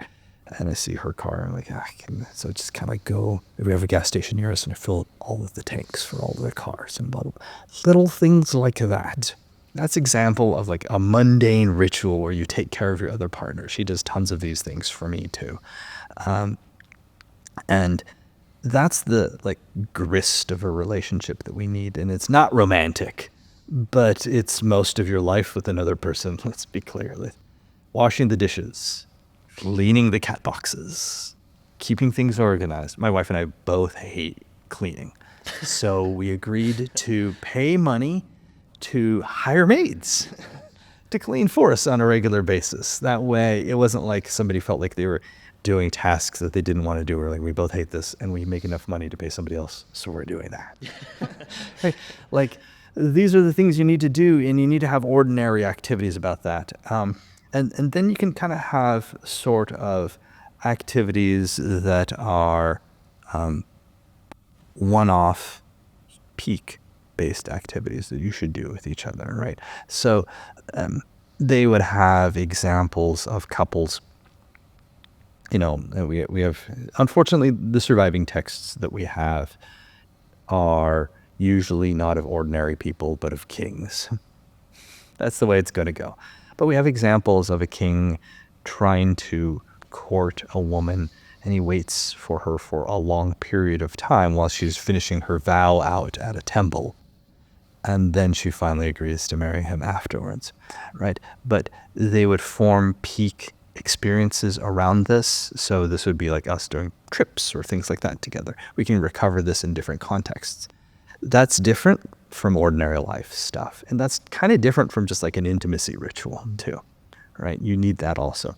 The takeaway point is that you need a series of rituals to coordinate your life with other people that sustains the actions that make or constitute love. The actions promote the emotions. Emotions can last. They're almost like the product, not the input. And that's kind of like the Aztec approach to a long and loving relationship. So again, friendship, by the way, that's a fun thing.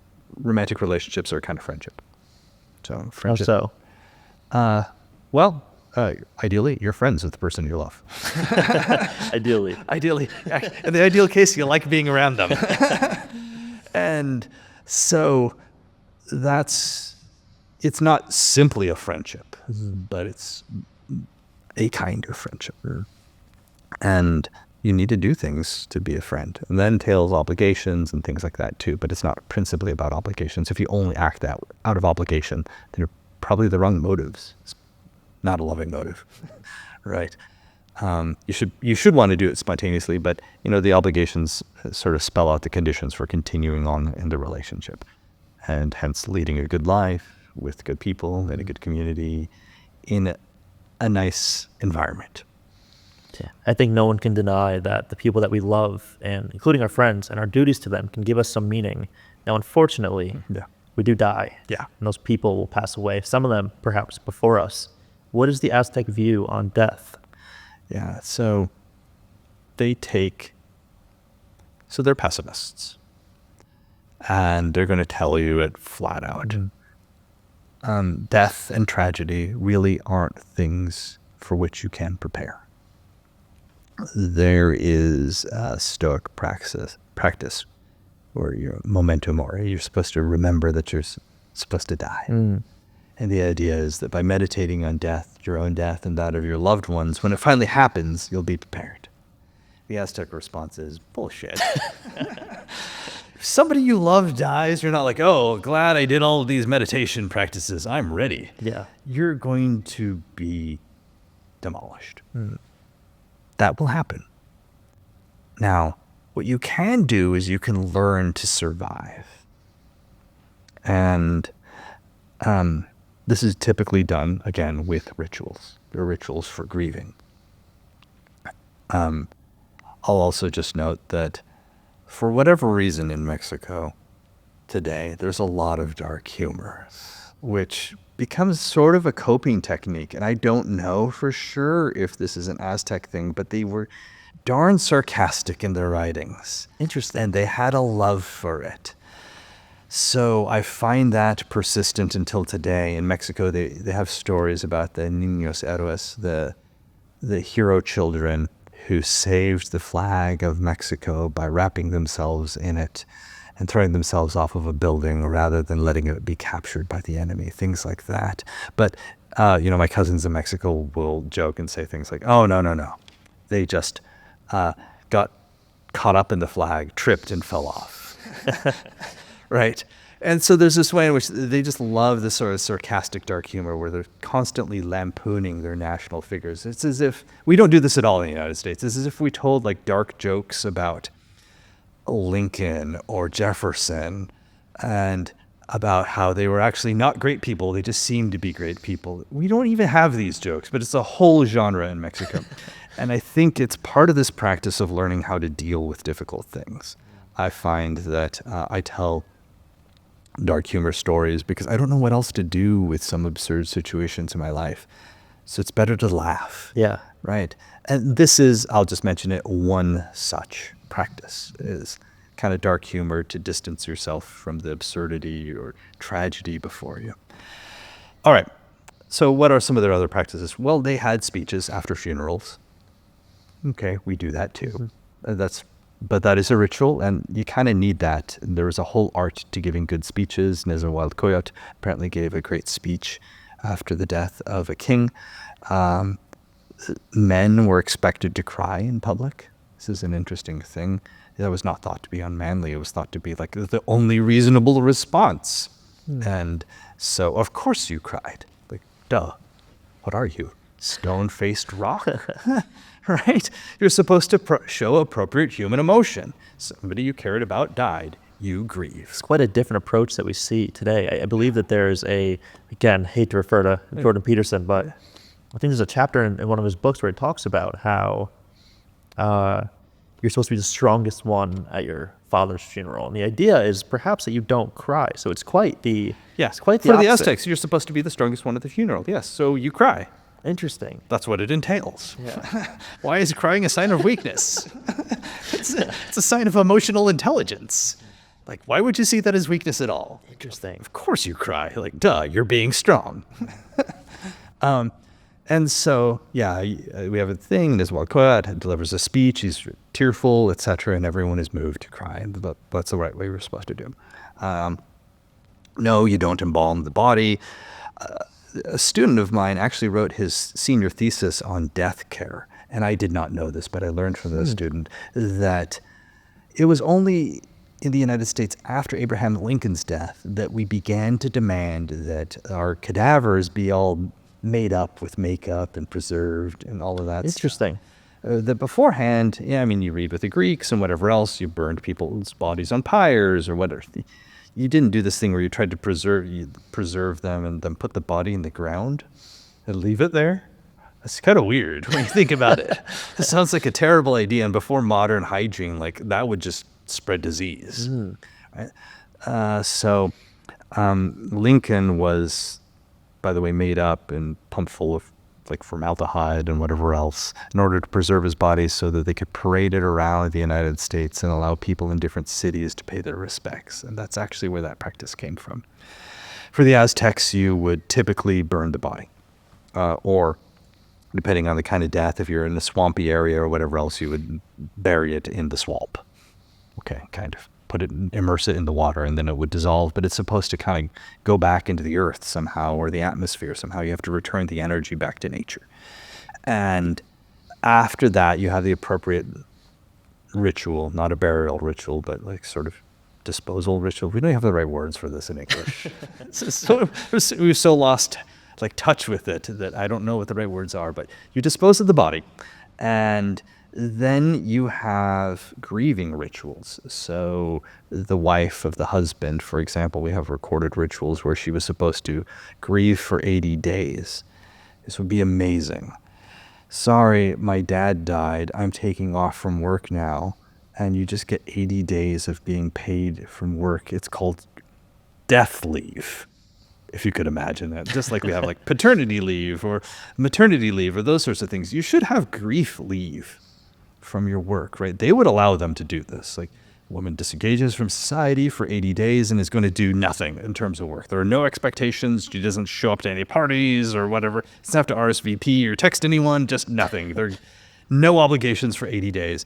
And she's supposed to also not shower, which is where it gets interesting. Yeah, fortunately for them, they didn't have corporate capitalism. Yeah, I know. Yep, they did not. So she could just do this, right? She doesn't shower, and then afterwards there's a literal cleansing ritual where the priest would come by and scrape the grime off her face and toss it away with incantations, after which she would bathe, come back into life, make her look good, and she's presentable, and she's expected to act as a contributing member to society after that point, having had her time to grieve. Now, it's not like, oh, now you're better. No, there are now 4 years of grief afterwards. And this is what the Day of the Dead rituals are about, in a way, is that on the Day of the Dead, you pour one out for the homies, right? You're supposed to have ofrendas, little food and alcohol and whatever else for all of the people. This is the modern version of this, where you remember the person for the next 4 years in the afterlife. The idea was that your soul's, one of the animating forces of your body, goes into the underworld and kind of lives on for a period of time, the Yolia. And incidentally, there's some scholarly discussion about whether or not the Yolia is a conquest era thing or pre-conquest. It looks kind of pre-conquest because the word crosses over in Mayan languages. So probably is really a pre-conquest era idea. Now, this lives on in the afterlife and kind of goes through a series of events, tests, etc., as it's making its way back to the sea, and you're accompanied by a little yellow dog. Your Yoltia is, until you make your way into the sea of energy, where the dog has to ultimately take the soul all the way out, and it kind of disintegrates and goes back into the great all of everything that is the universe. And that is where your soul goes back, right? But in that 4-year period, every year you're supposed to remember the dead and celebrate and recall them for each of the 4 years after death. So there's the immediate events, there's the 80-day events, then there's the 4-year grieving period afterwards. These are all rituals that help you grieve the loss of somebody that you care about.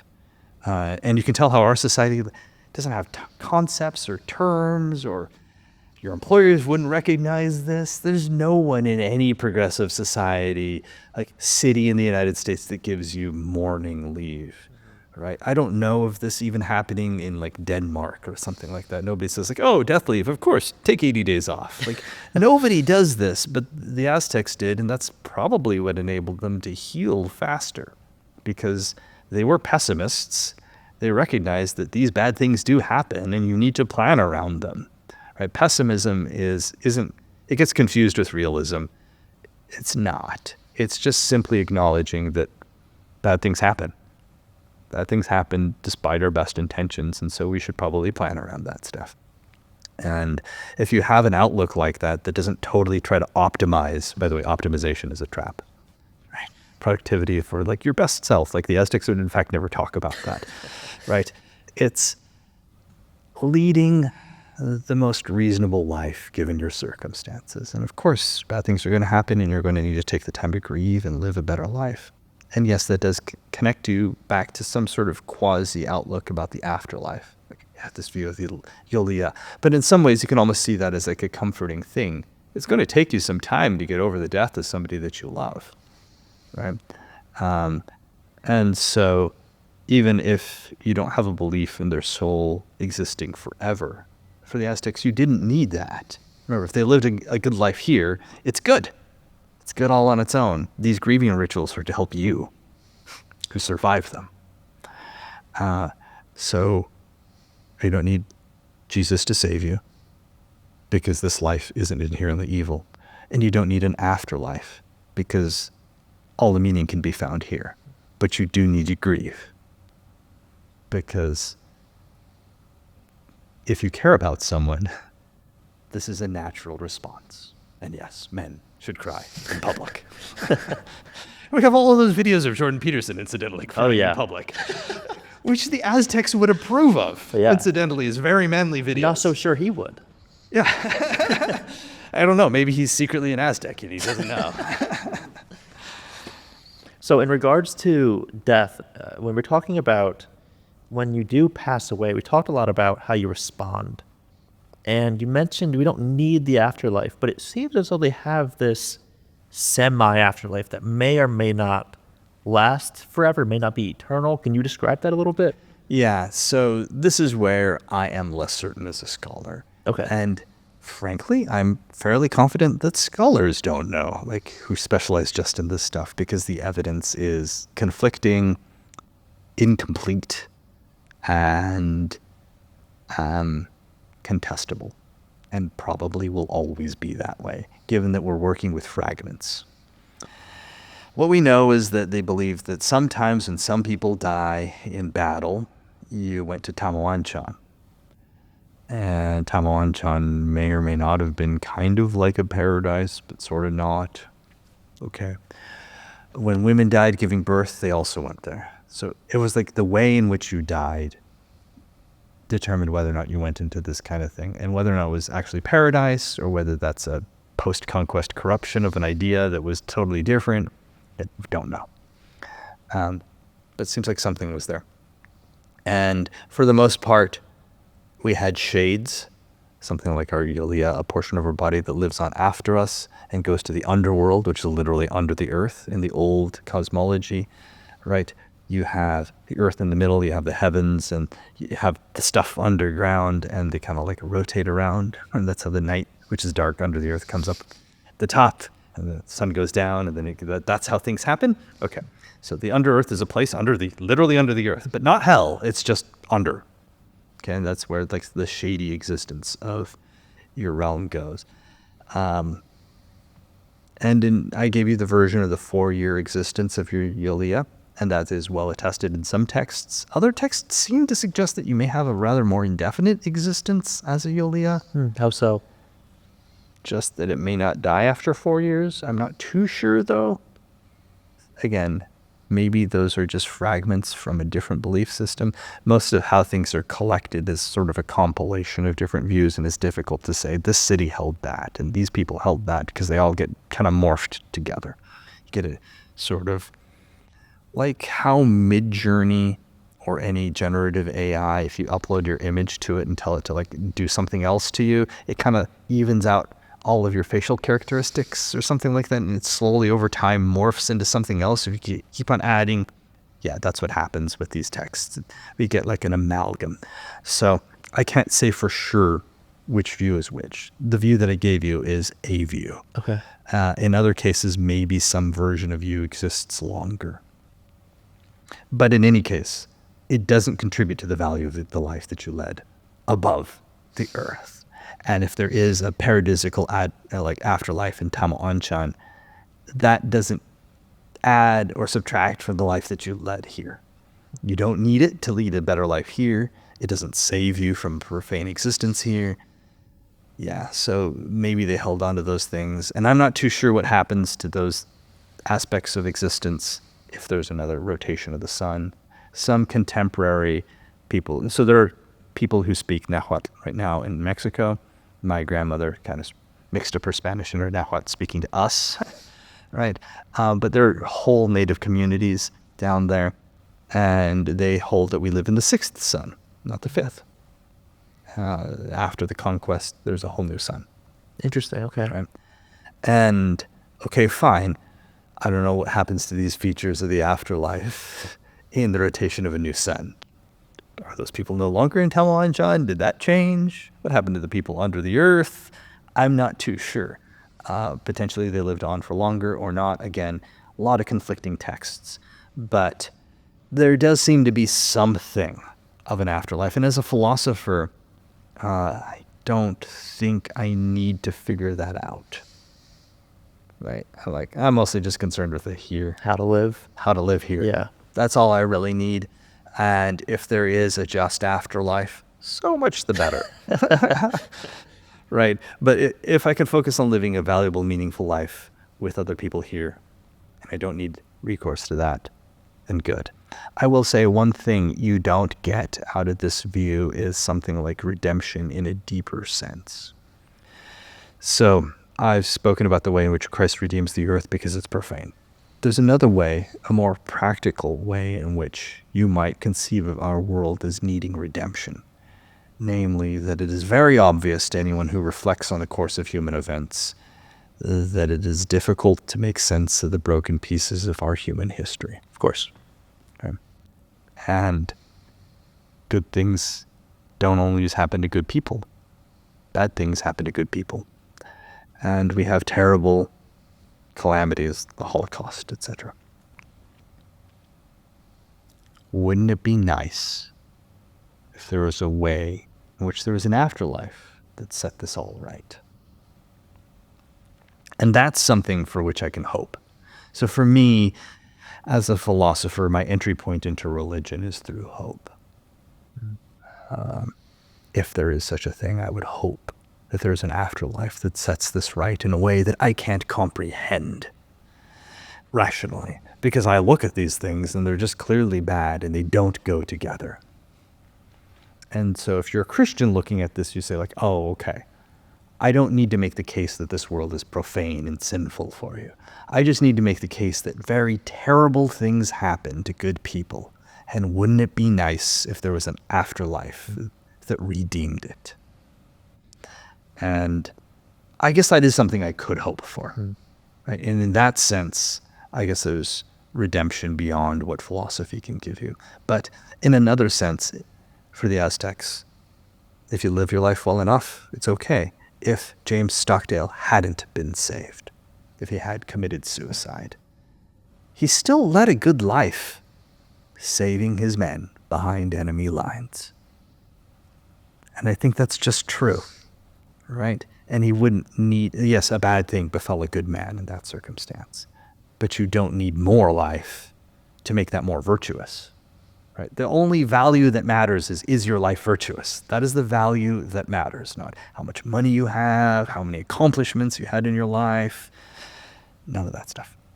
The thing that makes your life good is the quality of its performance. Was it lived with virtue? And Stockdale did. So even if he would have died behind enemy lines, his life was led virtuously.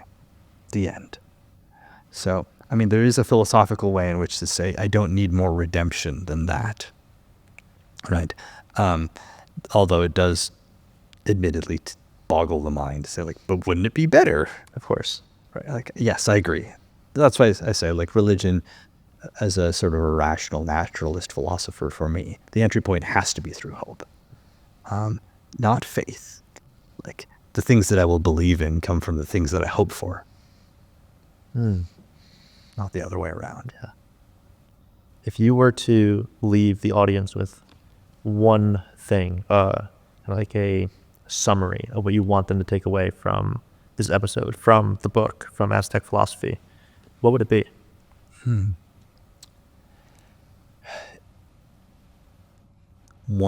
Just one note.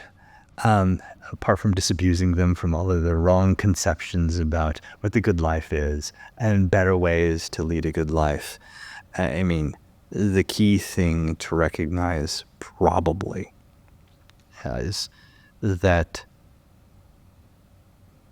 the things that make your life worth living also make it fragile. And I'll give you a story that I have missed that is worth highlighting here. I usually give a thought experiment to highlight this. It goes against the happiness thing, and it goes towards the things we love and we care about.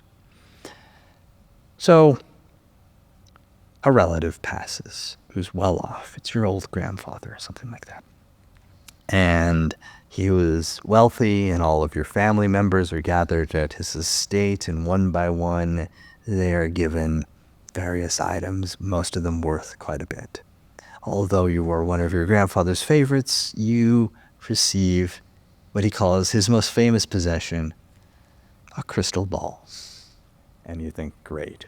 Grandfather finally lost it. Right at the end, he just went off his rocker and he gave me a ball. You go and you take that back to your room, and afterwards, like, oh, I'll give it a try. It's supposed to be a crystal ball. I ask it questions. It's supposed to answer stuff. So you ask it questions like, all right, what's the next darn cryptocurrency that's going to make me rich? And it gives you a string of symbols, and you kind of joke. And you're like, let's try it. Lo and behold, it does. And you are very shortly quite wealthy. Turns out the crystal ball works, and you begin to consult it like people talk to ChatGPT about everything. Only it gives you good advice, not whatever hallucination ChatGPT gives you. Right? So it tells you how to save the honeybees, which somebody should probably get on. And it tells you, ultimately how to find a partner that you'll fall in love with, and you find this person. And because you ask the crystal ball everything, you idly ask it one day, is one of us going to die first? And it says, yeah. Huh. By who? Me or them? They will. By very long? Yes, they will. So you now know that your partner will die quite some time before you do, so that you will have to anguish their passing. Do you go along with that? Most people say, like, well, yeah, if I'm in love with them already, I'm going to sign up for this thing, even though I know they're going to die soon, and it will cause me terrible grief. In a lot of ways, that's not different from what we do anyway. It's just that in this case, it's going to happen, but you're always open to that possibility, so it's just a regular relationship, frankly. So the things that give you value also make it fragile, also make your life fragile. That's the way life works. The Aztec set of wisdom, the outward path, is meant to reframe your life. It's not meant really to change things. There are exercises and practices that hopefully you do, but most wisdom comes from reframing the stuff that you already do, not from changing the things you do. To add a story to the last one, my wife and I once went to St. Lucia. We'd been planning to go for a long time. We saved up and we went, and we've traveled to this waterfall. We got a van and all of that. It was a beautiful waterfall. all of these other tourists had swarmed at the waterfall also. And I remember seeing this like Instagram model doing a thing with her camera crew. It's like stepping back and forward. And we had to jostle our way into it. And we finally got up to the waterfall, and the water was cold. And I took some selfies, and then we left. And I got back into the van. And I realized at that point that I forgot to appreciate the waterfall. I didn't need a different experience. I needed the same experience in a different way. What wisdom is meant to do is give you your experiences that you already have with a different frame. That's the value of philosophy, is to highlight that. And if I want people to take anything away from this long discussion about the Aztecs, that is what wisdom feels like. And if you read the book or you listen to the podcast and you came away differently, then I succeeded in my job. Oh, thanks for coming on the show.